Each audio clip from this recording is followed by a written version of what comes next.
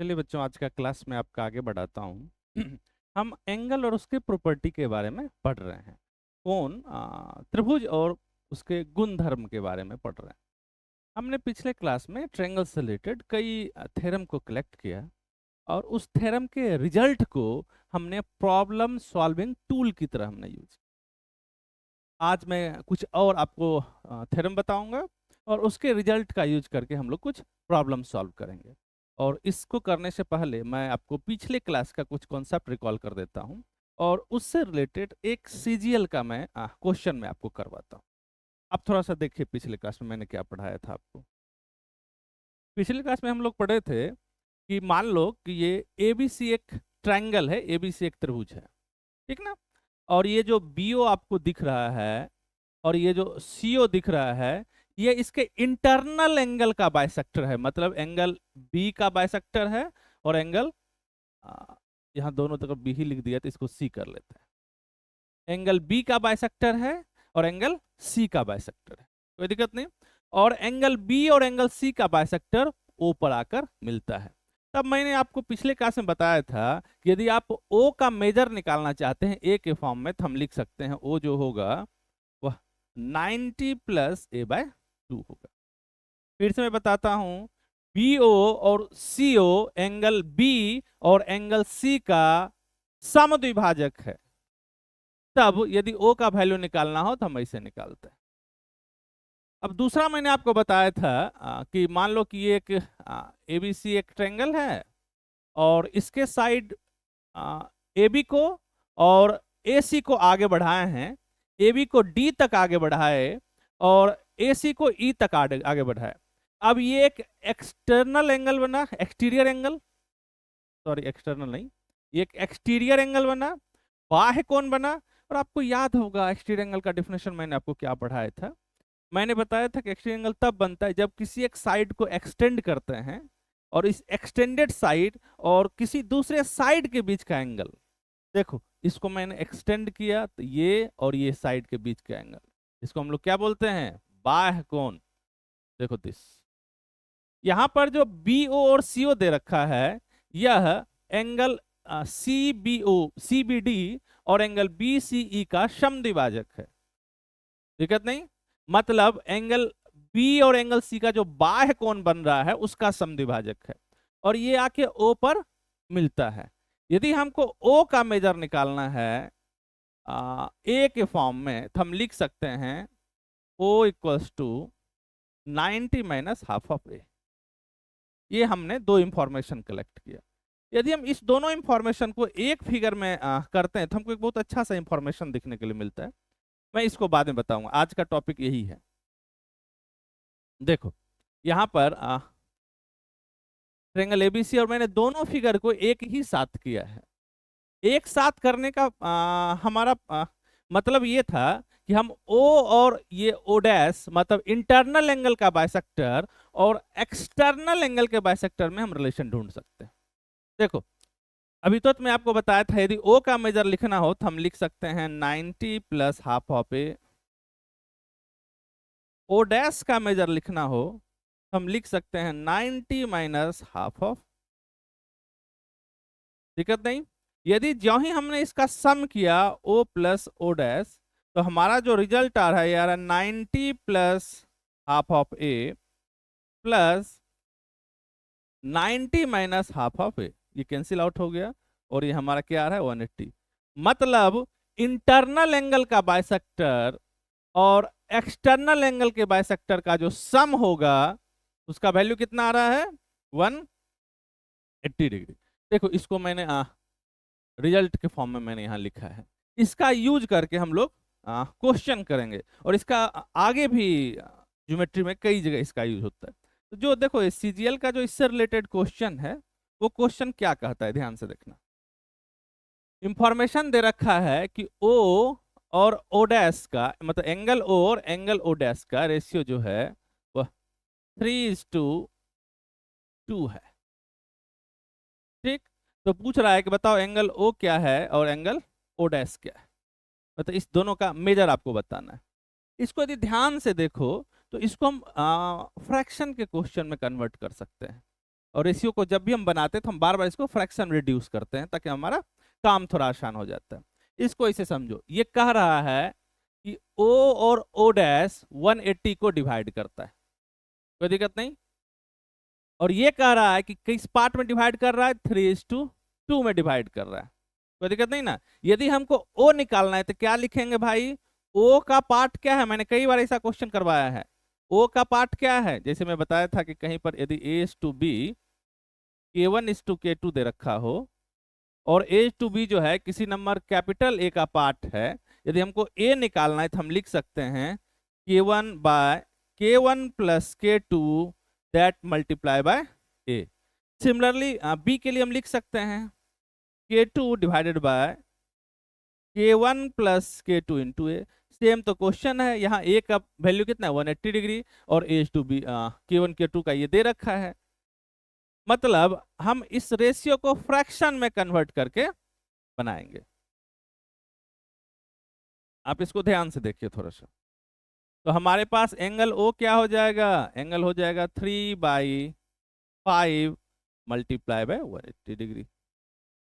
और angle O dash क्या हो जाएगा बाबू, देखो ये 2 है ना, तो 2/5 मतलब 5 कैसे आया, हमने दोनों का सम करा इनटू 180 डिग्री।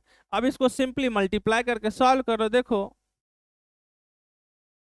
15 और 3 30, हमारा आंसर कितना आ गया 3 × 30। और यहाँ कितना आएगा 2 × 36। इसको सॉल्व करो तो 72, इसको सॉल्व करो तो 108। देखो एंगल O का भी मेजर आ गया हमारे पास और एंगल O डैश का भी मेजर आ गया। तो ये क्वेश्चन पूछा गया है और हमने काफी आसानी से इसको सॉल्व किया। हमने इसको, इस रेशियो को हमने फ्रैक्शन में ऐसा कुछ कन्वर्ट किया और फिर हमने इसको सॉल्व किया। और हमने क्या कॉन्सेप्ट यूज किया कि O और O डैश 180 को डिवाइड करता है, किस रेशियो में, जो रेशियो दिया रहेगा। ये तो यही बता रहा है कि O और O डैश 180 का पार्ट है, कोई दिक्कत नहीं, एक पार्ट O है और एक पार्ट O डैश है। इसका यूज करके हमने क्वेश्चन किया है। आज का जो टॉपिक है वो भी एंगल बाइसेक्टर से रिलेटेड है। मैं आपको फिगर बताया था, देखो ये आज का हमारा टॉपिक है। ये कहा क्या रहा है, ध्यान से देखना।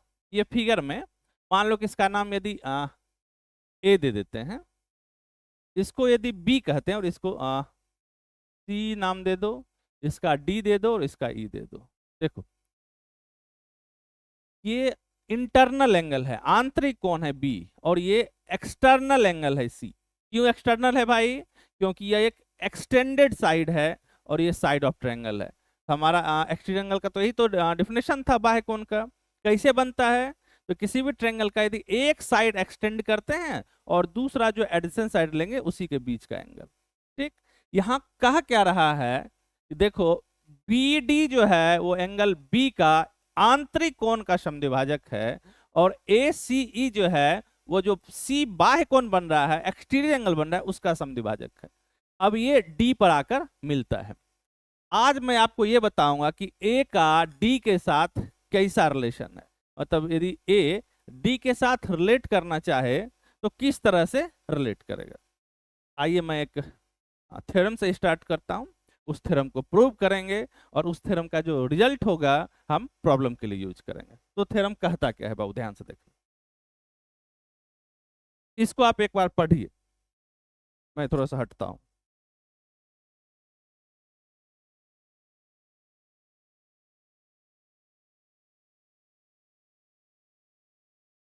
देखो मैं इसको बताता हूं क्या कहता है। ये कहता है कि the side P Q of A triangle P Q are is produced to a point S.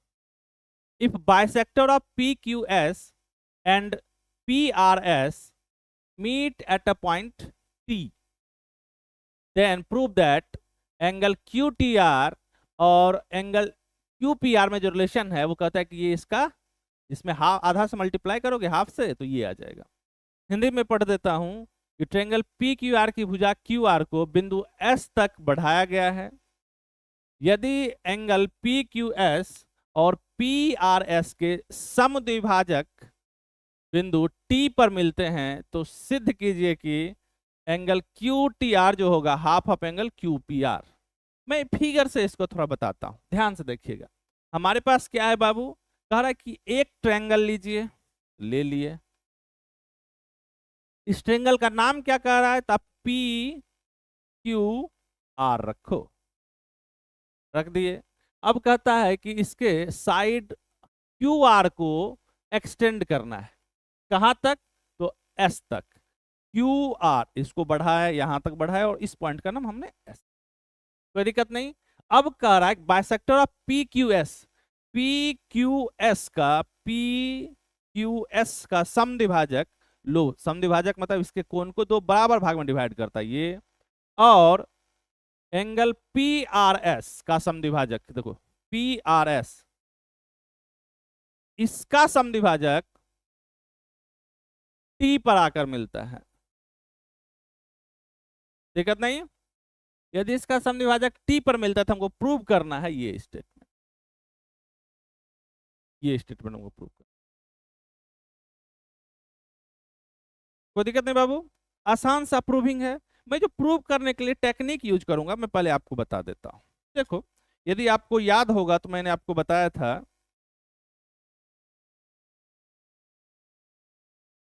ये एक ट्रायंगल है ए बी, कोई दिक्कत नहीं।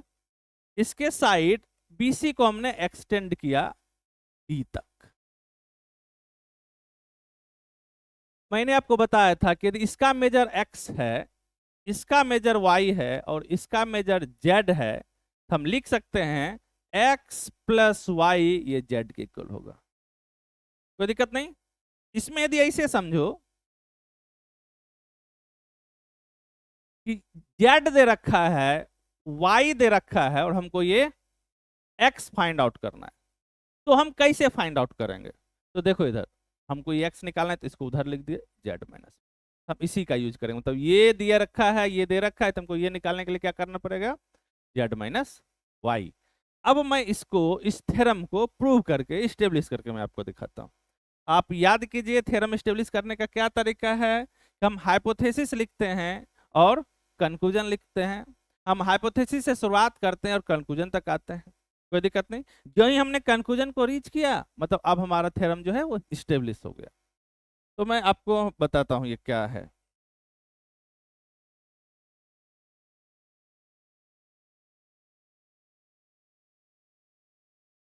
देखो बाबू, इसको थोड़ा सा इधर करते हैं, फिगर को यहीं रहने दो। इसका नाम क्या रखा था, पी क्यू आर। इसको एस तक बढ़ाया था, हमने बढ़ा दिया। अब इसका बाइसेक्टर और इसका बाइसेक्टर टी पर आकर मिलता था। एक बार मैं देख लेता हूँ थ्योरम का कंप्लीट स्टेटमेंट क्या है। कहां पर आके मिला भाई, हाँ टी पर मिला, तब क्या स्टेब्लिश करना है। हाँ। और हमको क्या प्रूव करना है भाई, angle Q T R equal to half of angle Q P R, ये स्टेब्लिश। हमारा हाइपोथेसिस क्या है भाई, हाइपोथेसिस है कि ये बाइसेक्टर है इस एंगल का और ये बाइसेक्टर है इस एंगल का। तो हम उसी हाइपोथेसिस से शुरुआत करते हैं। जो ही ये बाइसेक्टर है तो लो इसको एक्स ले लिए तो ये एक्स हो गया, इसको वाई लिए तो ये भी वाई हो गया। अब हम ट्रेंगल पी क्यू आर में बात कर रहे हैं।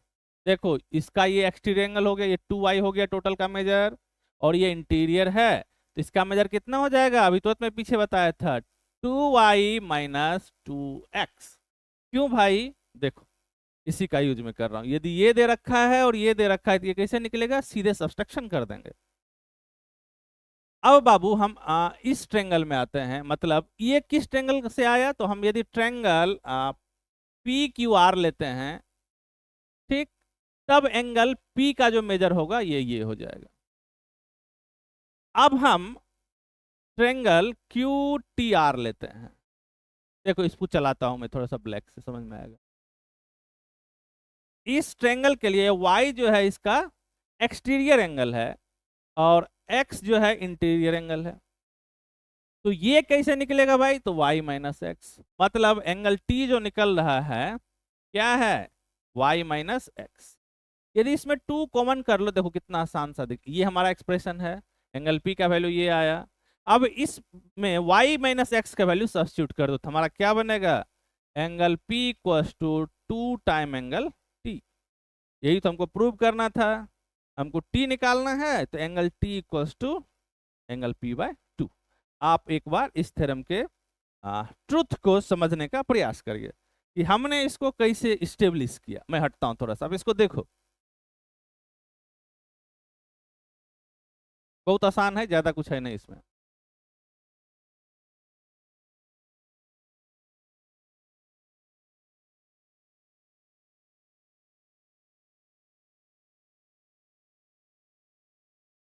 मैं इसको बताता हूं कि मैंने क्या किया। देखो मैं अगले पेज में इसको मैं बता रहा हूं। देखो मान लो कि ये ट्रेंगल के नाम बदलने से उसका करेक्टरिस्टिक नहीं बदलता है, उसका प्रॉपर्टी नहीं बदलता है।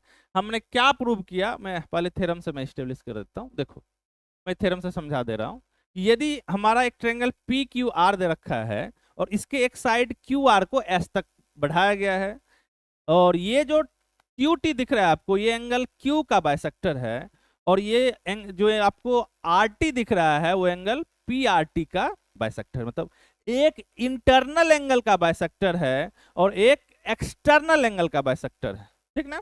इसका बाइसेक्टर टी पर आकर मिला, तो हम पी और टी में रिलेशन दे सकते हैं, मतलब मेजर ऑफ एंगल पी और मेजर ऑफ एंगल टी में रिलेशन दे सकते हैं। और रिलेशन कैसा है, तो देखो ये रिलेशन कुछ ऐसा दिख रहा है, ठीक।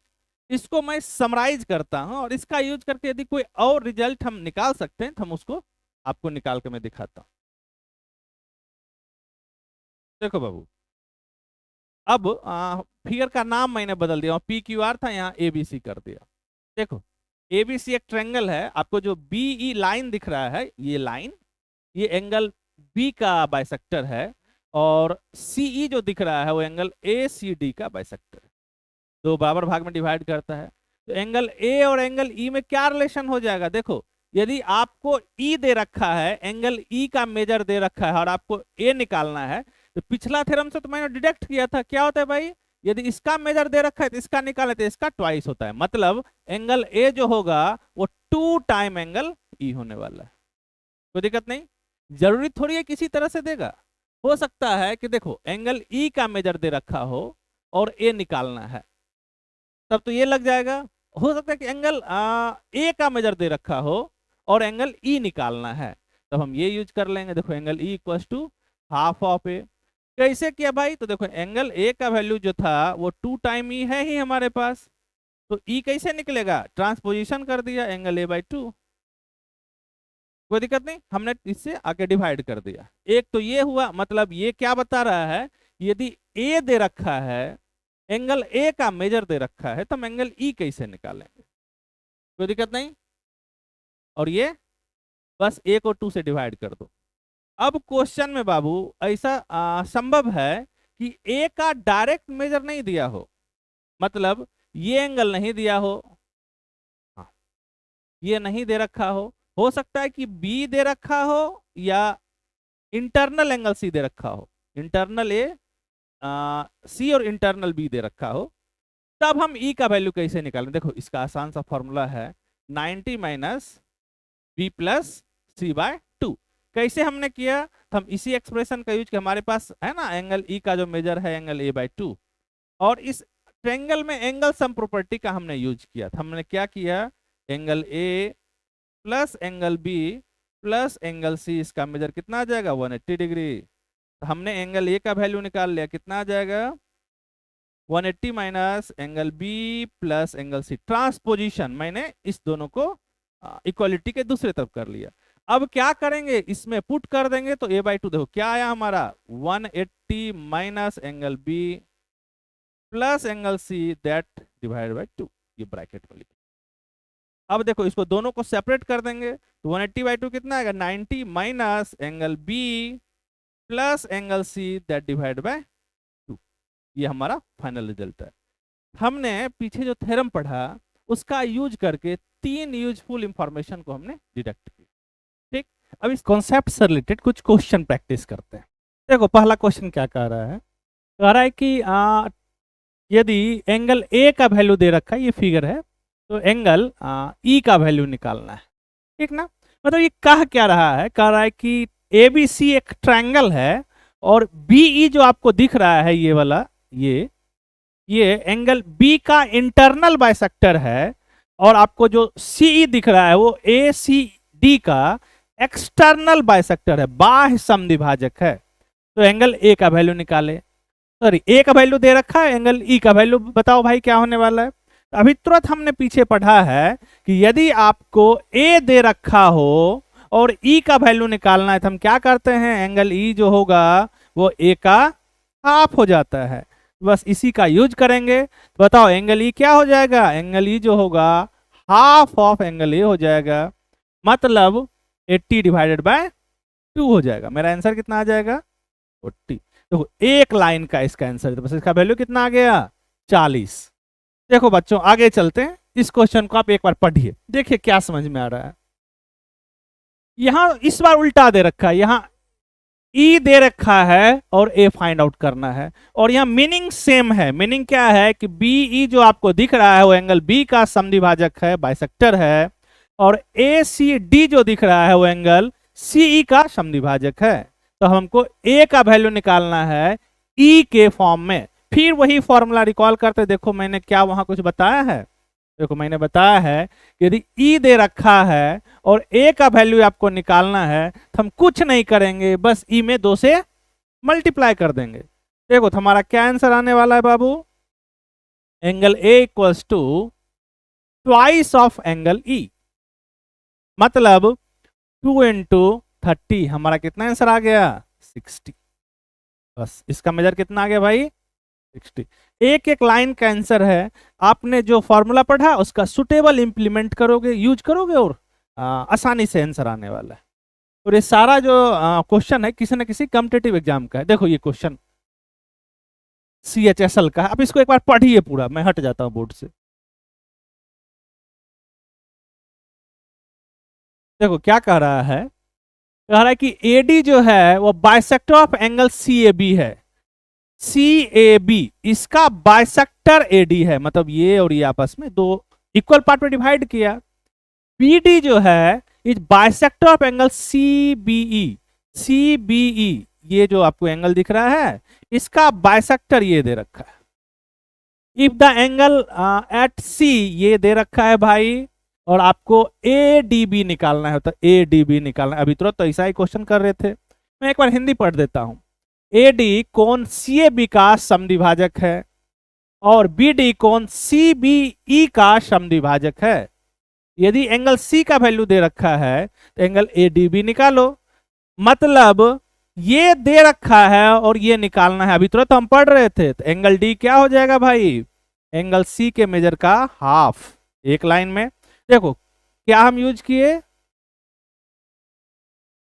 देखो मैं ये यूज किया हूं, ये फॉर्मूला, ई जो है ये जो होता है इसका हाफ हो जाता है, मैंने उसी का यूज किया। अभी एक लाइन में देखो कैसे क्वेश्चन खत्म हो जाता है। तो एंगल सी का मेजर तो 34 दे रखा है, तो डी का कितना हो जाएगा, 34/2, मतलब आंसर 17 है कहीं क्या, हाँ देखो ये आपका आंसर हुआ। एक एक लाइन का 10 सेकंड का 20 सेकंड का आपका क्वेश्चन हो जा रहा है। अब मैं अगले क्वेश्चन पे चलता हूं, आप इसको एक बार पढ़िए। तो देखो ये क्या दे रखा है, एक बार आप इसको पूरा पढ़िए।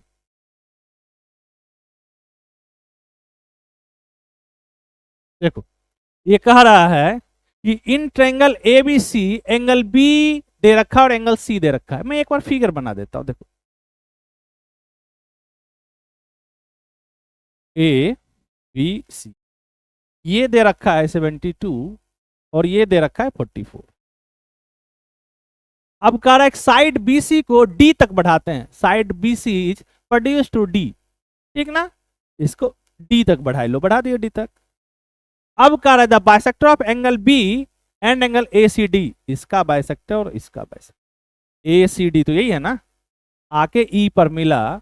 अब आपको निकालना है, बताओ BEC क्या होगा, BEC मतलब ये निकालना है। तो दिक्कत हिंदी पढ़ देता हूं, ट्रेंगल एबीसी में बी का मेजर दे रखा है 72, सी का दे रहा है 44, भुजा बीसी को डी तक बढ़ाया गया, देखो डी तक बढ़ाया गया, और एंगल बी और एंगल ए सी डी का समद्विभाजक, देखो इसका और इसका समद्विभाजक ई पर मिलता है, तो इसका वैल्यू निकालना है। यहां देखो ई का जो वैल्यू है वो ए के फॉर्म में नहीं दे रखा है, वो बी और सी का मेजर दे रखा है, और ई का वैल्यू बी और सी के फॉर्म में निकालना है। तो क्या मैंने ऐसा कुछ बताया है या बिना बताए मैं आपको पढ़ा रहा हूं? नहीं, मैंने ऐसा बताया है। देखो यदि ध्यान से देखो तो आपको पता चले, इसको देखिए ध्यान से। मैंने आपको बताया कि ई निकालना है, ए दे रखा है तो आसानी से ये लग जाएगा। यदि ए नहीं दे रखा हो, बी और सी दे रखा हो, देखो हमारे पास है ना फॉर्मूला, तो मैं इसका यूज करूँ। क्या हमारा रिजल्ट है 90 minus B plus C by 2।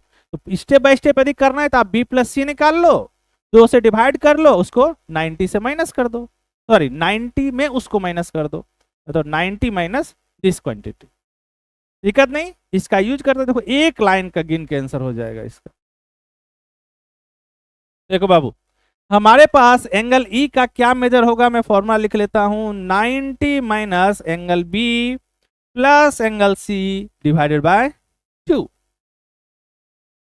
B plus C कितना है 72 प्लस 44, इसको जोड़ो, मैं बी प्लस सी निकाल लेता हूं, मतलब 72 प्लस 44 कितना आएगा। आप इसको अगला स्टेप में 2 से डिवाइड कर दो,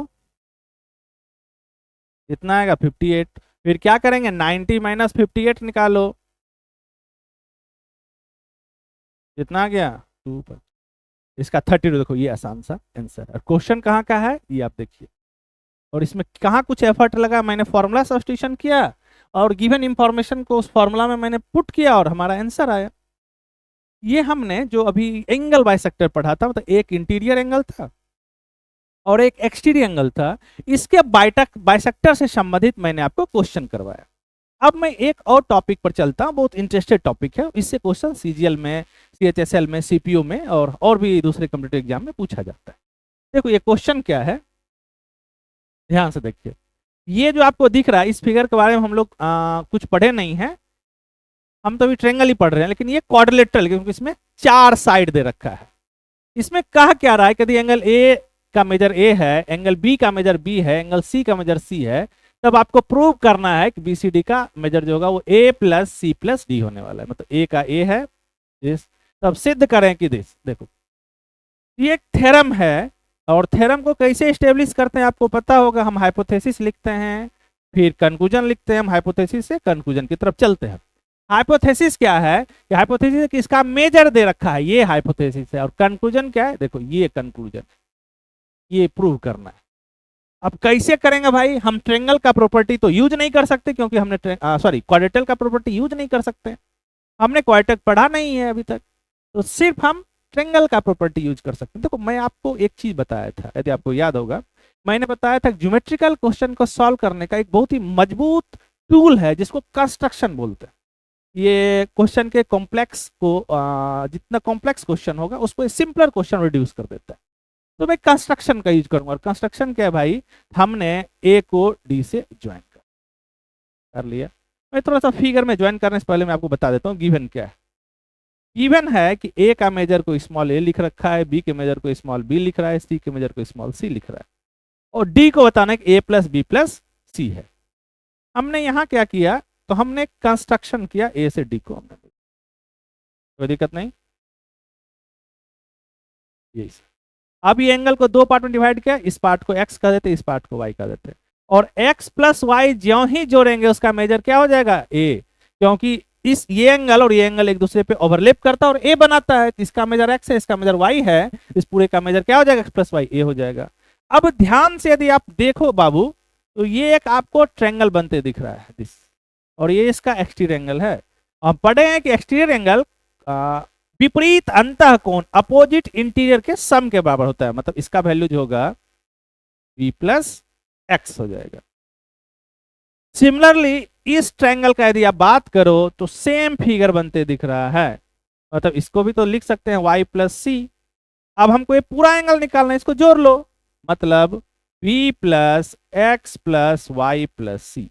और हमारे पास इंफॉर्मेशन है ना, हम x प्लस वाई को क्या लिख सकते हैं, a, मतलब b प्लस ए प्लस सी। हमारा क्या रिजल्ट बना, a प्लस। अब हम इसका यूज प्रॉब्लम सॉल्व करने में कर सकते थे। हमने क्या निकाला, बी डी सी का वैल्यू। मतलब कहीं पर भी यदि आपको ऐसा फिगर मिल रहा हो तो आप इसका मेजर क्या लिख सकते हैं, ए प्लस बी प्लस सी। और ये क्वेश्चन को काफी आसान करता है। मैं आपको कुछ कुछ क्वेश्चन दिखाता हूं, देखो ध्यान से। इसको आप एक बार पढ़िए और बनाने का खुद से प्रयास कीजिए, नहीं तो उसको पढ़िए जरूर। देखो बच्चा, एंगल ए दे रखा है, एंगल बी दे रखा है, एंगल सी दे रखा है, B D C find out करना है। मतलब बी डी सी निकालना है। ए दे रखा है, बी दे रखा है, सी दे रखा है, बी डी सी का मान ज्ञात करना है। तो ए कितना है भाई, तो 55, बी कितना है 45, सी कितना है 30, हमको ये निकालना है। अभी तक पढ़े थे एंगल बी डी सी क्या लिख सकते हैं, ए प्लस बी प्लस सी। ए भाई इसका मेजर ए था, इसका मेजर बी था और इसका मेजर सी था। तो दे ही तो रखा है, मतलब 55 प्लस 45 प्लस 30, तो ये कितना हो गया 100 प्लस 30। हमारा आंसर कितना, देखो एक लाइन में क्वेश्चन को खत्म। कोई दिक्कत नहीं। हमने क्या यूज किया, देखो हम इस कॉन्सेप्ट का यूज किया। इस तरह का फिगर है, मतलब क्वाड्रेटल है, ये एंगल हमको निकालना है। यदि ये सब का मेजर दे रखा है तो हम आसानी से क्या करेंगे, वैल्यू सब्स्टिट्यूट कर देंगे। देखो बच्चा, मैं आगे बढ़ता हूं, आप इस क्वेश्चन को बनाओ। देखो हमारा जो फिगर है वो ऐसा कुछ दिखता है। फिगर में तो यहाँ कुछ एक एक्स्ट्रा ये कुछ दे रखा है। क्या ये हमारे लिए उपयोगी है क्या, बिल्कुल नहीं है। हम बस इसको क्या करेंगे, ढक देंगे। मतलब हम इसको समझे कि ये हमारे लिए मीनिंगलेस है, ये लाइन, इसको मैंने डिलीट कर दिया। अब देखो फिगर बन गया मेरा, हमारा अब तो काम वाला फिगर बन गया। देखो बना, और ए दे रखा है, बी दे रखा है, सी दे रखा है। तो एक्स का वैल्यू क्या हो जाएगा बताओ, ए प्लस बी प्लस सी, मतलब 40 प्लस 30 प्लस 50। तो दिक्कत में देखो क्या किया हमने, इस सब का वैल्यू हमने पुट कर दिया। तो 40 प्लस 80 मतलब 120, 120। इसका आंसर कितना आ जाएगा 120। जिसको भी एडिशन आता है, यदि उसने स्कूली मैथमेटिक्स को करा है तो एडिशन तो उसको आता है। और जिसको एडिशन आता है उसको सीजीएल का क्वेश्चन भी आता है भाई, क्योंकि इसमें तो एडिशन सब्सट्रैक्शन मल्टीप्लिकेशन डिवीजन के अलावा तो ऐसा नहीं है कि रॉकेट साइंस टाइप का है या कोई बहुत डिफिकल्ट मैथमेटिक्स में आपको पढ़ा रहा हूँ जो हो ही नहीं रहा है आपसे। तो अपने आप को समझिए और थोड़ा सा समय इसमें दीजिए। देखो पाल हाल्मोस का एक स्टेटमेंट है, पाल हाल्मोस बार बार कहते हैं कि मैथमेटिक्स में प्रैक्टिस का बहुत महत्व है। यदि आप गणित को बिना प्रैक्टिस के करते हो तो बहुत आप अपने आप के साथ बेईमानी कर रहे हो। तो मैथमेटिक्स करना है तो आपको क्वेश्चन करना पड़ेगा, और क्वेश्चन को कॉन्सेप्ट से लिंक करके करना पड़ेगा। इससे होता क्या है कि ये आपके अंडरस्टैंडिंग को डेवलप करता है, और सारा खेल तो समझदारी का ही है। यदि कोई बच्चा मैथमेटिक्स को अच्छा समझता है तो क्वेश्चन अच्छा करेगा, आसान सा तो इसका मतलब होता है। इसीलिए जो हम कॉन्सेप्ट पढ़े उसको कॉपी में लिस्ट किए, उससे रिलेटेड जो भी आपको और फॉर्मूला मैंने डिरेक्ट करके दिया उसको रिलेट किए, और जब भी कुछ क्वेश्चन मिला तो उससे संबंधित थ्योरम को हम नॉक करेंगे। अच्छा ऐसा थ्योरम मैंने पढ़ा था और उस थ्योरम का क्या मैं यूज कर सकता हूं, मतलब डायरेक्टली यूज कर सकता हूं या उसके किसी सब थ्योरम को, मतलब उससे जो हमने रिजल्ट डिडक्ट किया है क्या मैं उसका यूज करके बना सकता हूं क्या। यदि आप इतना समझ पा रहे हैं तो बस question addition subtraction multiplication division मतलब फंडामेंटल मैथमेटिकल ऑपरेशन में कन्वर्ट हो जाता है। अभी मैं आपको करके दिखा रहा हूँ, क्या मैं कर रहा हूँ, मैं तो बस जोड़ रहा हूँ घटा रहा हूँ, इतना ही तो मैं कर रहा हूँ। और क्या कर रहा हूँ, देखो बाबू अगला क्वेश्चन पर चलते हैं, आप इसको खुद से करिए। देखिए ये CHSL का क्वेश्चन है, आपको करना भी चाहिए। एक बार इसको पढ़ो पूरा क्या कहता है।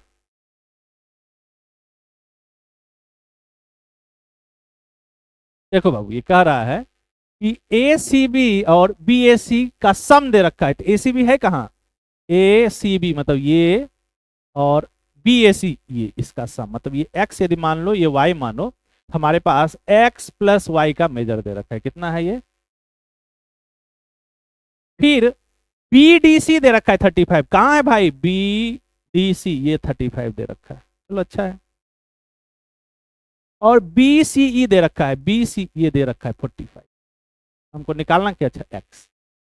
अच्छा देखो, तो यहाँ पर दो फिगर आपको मिक्स होके दिख रहा है, लेकिन हमारा जो फिगर जो बना रहे तो उसको ऐसा दिखना चाहिए था ना, वो ऐसा इस टाइप का। तो क्या इस फिगर में आप ऐसा फिगर ढूंढ सकते हैं क्या? बिल्कुल, देखो इसको जो देखो मिला। और कैसे निकालते थे? तो ये एंगल, ये एंगल, ये एंगल मिल जाए तो मैं निकाल दूं। तो यहाँ पर ये दे रखा है, ये दे रखा है, यदि ये निकल जाए तो मेरा काम बन जाए। ये कैसे निकालेंगे? तो आप ट्रेंगल ए बी सी को ध्यान से देखो, मतलब इस ट्रेंगल को देखना है। ये बी जो है ये इस ट्रेंगल का एक्सटीरियर एंगल है, और एक्सटीरियर एंगल का प्रॉपर्टी कहता है कि एक्सटीरियर एंगल का जो वैल्यू होगा वो विपरीत अंतःकोण अपोजिट इंटीरियर के सम के बराबर होता है। मतलब हम इसको क्या लिख सकते हैं? X plus Y. देखो ध्यान से, क्या लिख सकते हैं बाबू? एक्स प्लस वाई, और एक्स प्लस वाई कितना दे रखा है? 80। अब हमारा सारा इंफॉर्मेशन दे रखा है, ये 80 है, ये 35 है, 45, कैसे निकालेंगे? सबको जोड़ दो, मतलब आंसर जो होगा 80 प्लस 35 प्लस 45। तो ये भी तो 80 हो गया, मतलब 80 प्लस 80। फिर देखो एडिशन पे क्वेश्चन कितना आ गया? 160 है कहीं क्या? देखो ये दिख रहा है सी। कोई दिक्कत नहीं, ये CHL का क्वेश्चन है, CHSL का। और आप यदि समझ रहे हैं तो 30 सेकेंड 20 सेकेंड ऐसा क्वेश्चन बनता है आपसे। तो मैंने बाबू आपको प्रयास किया डिफरेंट डिफरेंट क्वेश्चन को इंट्रोड्यूस करने का। अभी ट्रेंगल में बहुत कुछ बचा हुआ है, एंगल सम प्रॉपर्टी से ही रिलेटेड। ट्रेंगल में तो अभी बहुत बहुत कुछ बचा हुआ है। मैं सिर्फ अभी तो एंगल सम प्रॉपर्टी पढ़ा रहा हूँ, तो एंगल सम प्रॉपर्टी में भी बहुत कुछ पढ़ा हुआ है, बचा हुआ है। आप थोड़ा पेशेंस रखिएगा और क्वेश्चन को धीरे धीरे आप बनाइए। आप क्वेश्चन बैंक खरीद लीजिए, SSC का, CHSL का, और आप इसको बारी बारी से, रेलवे का जो भी आप कंपटीशन में बैठना चाहते हैं, आप उसका क्वेश्चन बैंक खरीदो और उससे क्वेश्चन करो। मैं विश्वास दिलाता हूँ, मैं जहां तक बताया हूँ आपको, क्वेश्चन आपको बिल्कुल परेशान नहीं कर सकते, आप क्वेश्चन को परेशान कर दोगे। तो मिलते हैं अगले क्लास में कुछ नया कॉन्सेप्ट के साथ। Thank you.